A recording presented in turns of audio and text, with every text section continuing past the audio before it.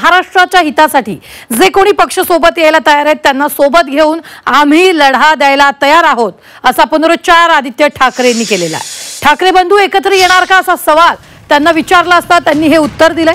बदल घडवणं ही आमची जबाबदारी असल्याचंही त्यांनी म्हटलेलं आहे।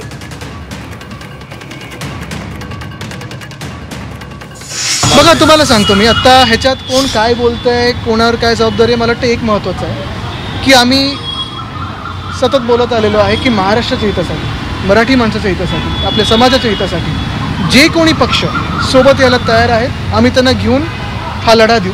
हे महत्त्वाचं आपण पाहता अदानी समूह असेल किंवा भाजप असेल मुंबई गिळायला निघालेलं आहे महाराष्ट्र गिळायला निघालेलं आहे। अनेक अत्याचार या महाराष्ट्रात होत आहेत आणि तिथे कुठे ना कुठेतरी एक बदल घडवणं ही आमची जबाबदारी आणि म्हणून जे कुठचेही पक्ष या महाराष्ट्र हितासाठी लढत आहेत त्यांनी एकत्र येऊन लढणं गरजेचं आहे।